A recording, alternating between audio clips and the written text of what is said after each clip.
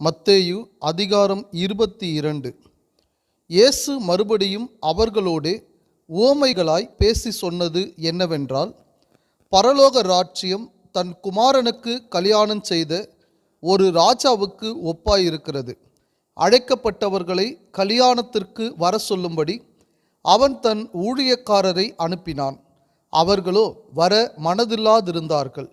அப்பொழுது அவன் வேறு ஊழியக்காரரை அழைத்து, நீங்கள் போய், இதோ என் விருந்தை ஆயத்தம் பண்ணினேன், என் எருதுகளும் கொழுத்த ஜந்துக்களும் அடிக்கப்பட்டது, எல்லாம் ஆயத்தமாயிருக்கிறது, கல்யாணத்திற்கு வாருங்கள் என்று அழைக்கப்பட்டவர்களுக்கு சொல்லுங்கள் என்று அனுப்பினான். அழைக்கப்பட்டவர்களோ அதை அசட்டை பண்ணி, ஒருவன் தன் வயலுக்கும் ஒருவன் தன் வியாபாரத்துக்கும் போய்விட்டார்கள். மற்றவர்கள் அவன் ஊழியக்காரரை பிடித்து அவமானப்படுத்தி கொலை செய்தார்கள். ராஜா அதை கேள்விப்பட்டு கோபமடைந்து தன் சேனைகளை அனுப்பி அந்த கொலை பாதகரை அழித்து அவர்கள் பட்டணத்தையும் சுட்டெரித்தான். அப்பொழுது அவன் தன் ஊழியக்காரரை நோக்கி, கல்யாண விருந்து ஆயத்தமாயிருக்கிறது, அழைக்கப்பட்டவர்களோ அதற்கு அபாத்திரமாய் போனார்கள். ஆகையால் நீங்கள் வழிச்சந்திகளிலே போய் காணப்படுகிற யாவரையும் கல்யாணத்திற்கு அழைத்து கொண்டு வாருங்கள் என்றான். அந்த ஊழியக்காரர் புறப்பட்டு வழிகளிலே போய் தாங்கள் கண்ட நல்லார் பொல்லார் யாவரையும் கூட்டிக் கொண்டு வந்தார்கள். கல்யாண சாலை விருந்தாளிகளால் நிறைந்தது. விருந்தாளிகளை பார்க்கும்படி ராஜா உள்ளே பிரவேசித்த போது கல்யாண வஸ்திரம் தரித்திராத ஒரு மனுஷனை அங்கே கண்டு, சிநேகிதனே, நீ கல்யாண வஸ்திரம் இல்லாதவனாய் இங்கே எப்படி வந்தாய் என்று கேட்டான். அதற்கு அவன் பேசாமல் இருந்தான். அப்பொழுது ராஜா பணிவிடைக்காரரை நோக்கி, இவனை கையும் காலும் கட்டி கொண்டு போய் அழுகையும் பற்கடிப்பும் உண்டாயிருக்கிற புறம்பான இருளிலே போடுங்கள் என்றான். அந்தப்படியே அழைக்கப்பட்டவர்கள் அநேகர், தெரிந்து கொள்ளப்பட்டவர்களோ சிலர் என்றார். அப்பொழுது பரிசேயர் போய் பேச்சிலே அவரை அகப்படுத்தும்படி யோசனை பண்ணி தங்கள் சீஷரையும் ஏரோதியரையும் அவரிடத்தில் அனுப்பினார்கள்.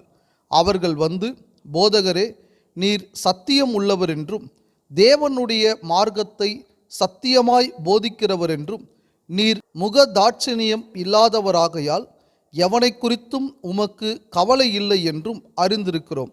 ஆதலால் உமக்கு எப்படி தோன்றுகிறது? ராயனுக்கு வரி கொடுக்கிறது நியாயமோ அல்லவோ? அதை எங்களுக்கு சொல்லும் என்று கேட்டார்கள்.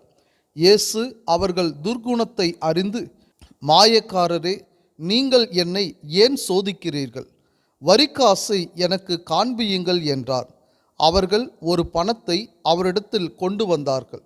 அப்பொழுது அவர், இந்த சுரூபமும் மேலெழுத்தும் யாருடையது என்று கேட்டார். ராயனுடையது என்றார்கள். அதற்கு அவர், அப்படியானால் ராயனுடையதை ராயனுக்கும் தேவனுடையதை தேவனுக்கும் செலுத்துங்கள் என்றார். அவர்கள் அதை கேட்டு ஆச்சரியப்பட்டு அவரை விட்டு போய்விட்டார்கள். உயிர்த்தெழுதல் இல்லை என்று சாதிக்கிற சதுசேயர் அன்றைய தினம் அவரிடத்தில் வந்து, போதகரே, ஒருவன் சந்தானம் இல்லாமல் இறந்து போனால் அவனுடைய சகோதரன் அவன் மனைவியை விவாகம் பண்ணி தன் சகோதரனுக்கு சந்தானம் உண்டாக்க வேண்டும் என்று மோசே சொன்னாரே, எங்களுக்குள்ளே சகோதரர் 7 பேர் இருந்தார்கள். மூத்தவன் விவாகம் பண்ணி மரித்து சந்தானம் இல்லாததினால் தன் மனைவியை தன் சகோதரனுக்கு விட்டு போனான். அப்படியே 2ஆம் 3ஆம் சகோதரன் முதல் 7ஆம் சகோதரன் வரைக்கும் செய்தார்கள். எல்லாருக்கும் பின்பு அந்த ஸ்திரீயும் இறந்து போனாள். ஆகையால் உயிர்த்தெழுதலில் அவ்7 பேரில் எவனுக்கு அவள் மனைவியாயிருப்பாள்? அவர்கள் எல்லாரும் அவளை விவாகம் பண்ணி இருந்தார்களே என்று கேட்டார்கள். இயேசு அவர்களுக்கு பிரதியுத்தரமாக, நீங்கள் வேத வாக்கியங்களையும் தேவனுடைய வல்லமையையும் அறியாமல் தப்பான எண்ணம் கொள்ளுகிறீர்கள். உயிர்த்தெழுதலில் கொல்வனையும் கொடுப்பனையும் இல்லை. அவர்கள் பரலோகத்திலே தேவ தூதரைப் போல் இருப்பார்கள். மேலும் மரித்தோர் உயிர்த்தெழுதலை பற்றி, நான் ஆபிரகாமின் தேவனும் ஈசாக்கின் தேவனும் யாக்கோபின் தேவனுமாயிருக்கிறேன் என்று தேவனால் உங்களுக்கு உரைக்கப்பட்டிருக்கிறதை நீங்கள் வாசிக்கவில்லையா? தேவன் மரித்தோருக்கு தேவனாயிராமல் ஜீவனுள்ளோருக்கு தேவனாயிருக்கிறார் என்றார். ஜனங்கள் இதை கேட்டு அவருடைய போதகத்தை குறித்து ஆச்சரியப்பட்டார்கள்.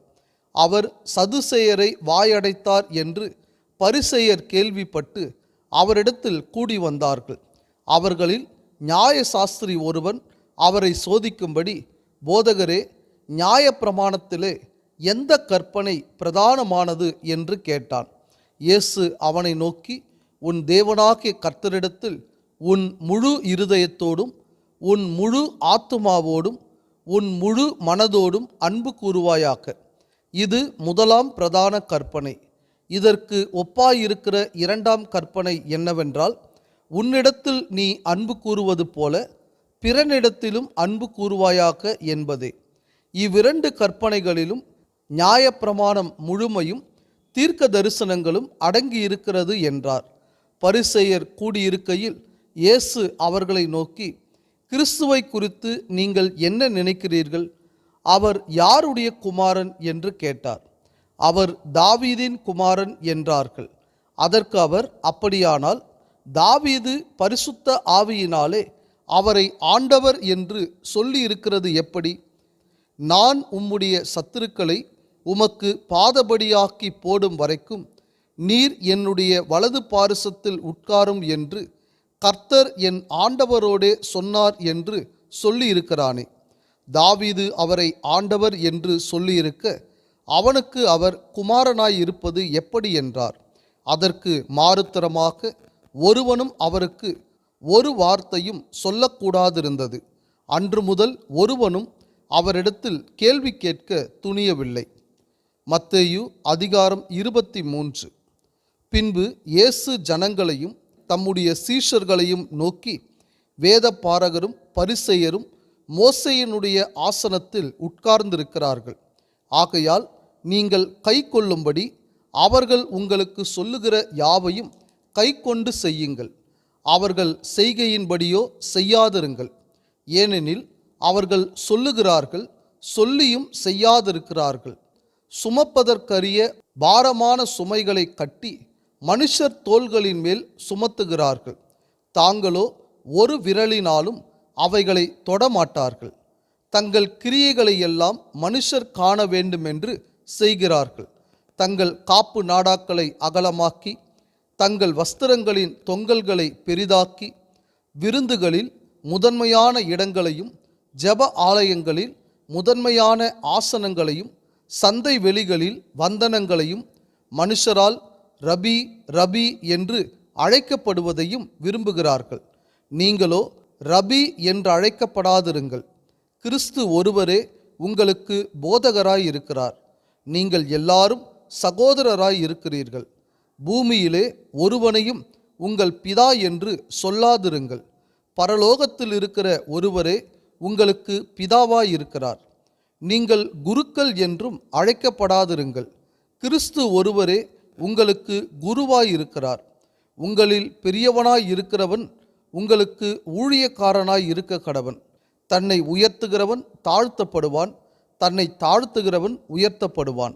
மாயக்காரராகிய வேதபாரகரே பரிசேயரே, உங்களுக்கு ஐயோ! மனுஷர் பிரவேசியாதபடி பரலோக ராஜ்யத்தை பூட்டி போடுகிறீர்கள். நீங்கள் அதில் பிரவேசிக்கிறதும் இல்லை, பிரவேசிக்க போகிறவர்களை பிரவேசிக்க விடுகிறதும் இல்லை. மாயக்காரராகிய வேதபாரகரே பரிசேயரே, உங்களுக்கு ஐயோ! பார்வைக்காக நீண்ட ஜெபம் பண்ணி விதவைகளின் வீடுகளை பட்சித்து போடுகிறீர்கள். இது நிமித்தம் அதிக ஆக்கினையை அடைவீர்கள். மாயக்காரராகிய வேதபாரகரே பரிசேயரே, உங்களுக்கு ஐயோ! ஒருவனை உங்கள் மார்க்கத்தான் ஆக்கும்படி சமுத்திரத்தையும் பூமியையும் சுற்றி திரிகிறீர்கள்.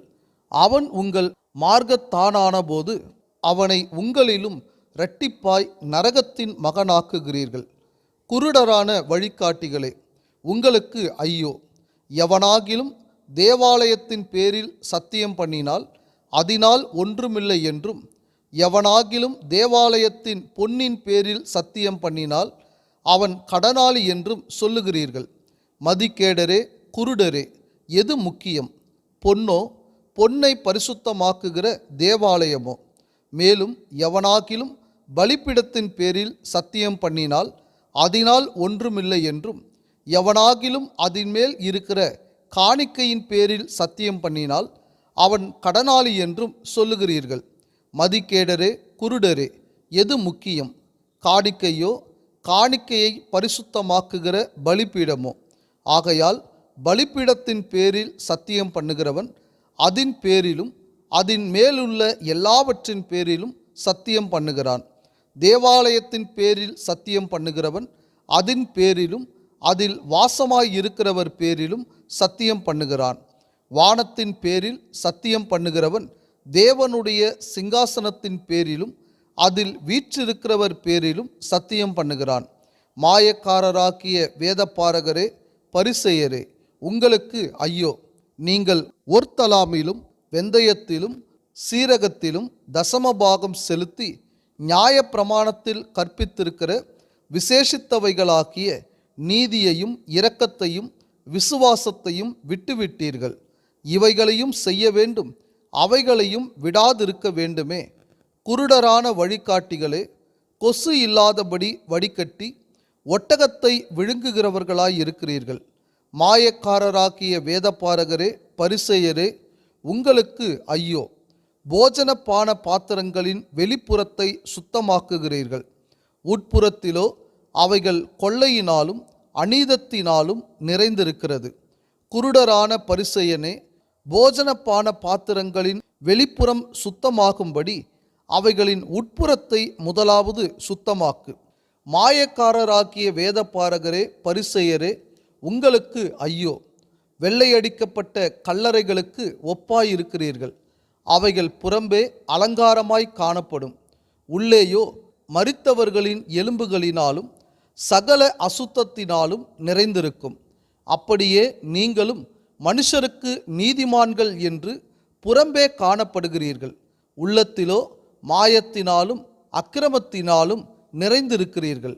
மாயக்காரராகிய வேதபாரகரே, பரிசேயரே, உங்களுக்கு ஐயோ!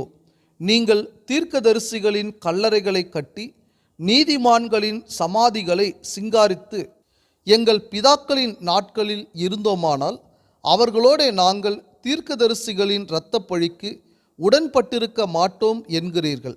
ஆகையால் தீர்க்கதரிசிகளை கொலை செய்தவர்களுக்கு புத்திரராய் இருக்கிறீர்கள் என்று உங்களை குறித்து நீங்களே சாட்சிகளாய் இருக்கிறீர்கள். நீங்களும் உங்கள் பிதாக்களின் அக்கிரம அளவை நிரப்புங்கள். சர்ப்பங்களே, விரியன் பாம்பு குட்டிகளே, நரகாக்கினைக்கு எப்படி தப்பித்துக் கொள்வீர்கள்? ஆகையால் இதோ தீர்க்கதரிசிகளையும் ஞானிகளையும் வேத பாரகரையும் உங்களிடத்தில் அனுப்புகிறேன். அவர்களில் சிலரை கொன்று சிலுவைகளில் அறைவீர்கள், சிலரை உங்கள் ஆலயங்களில் வாரினால் அடித்து ஊருக்கு ஊர் துன்பப்படுத்துவீர்கள். நீதிமானாக்கிய ஆபேலின் இரத்தம் முதல் தேவாலயத்துக்கும் பலிபீடத்துக்கும் நடுவே நீங்கள் கொலை செய்த பரகியாவின் குமாரனாகிய சகரியாவின் இரத்தம் வரைக்கும் பூமியின் மேல் சிந்தப்பட்ட நீதிமான்களின் இரத்த பழியெல்லாம் உங்கள் மேல் வரும்படியாக்க இப்படி செய்வீர்கள்.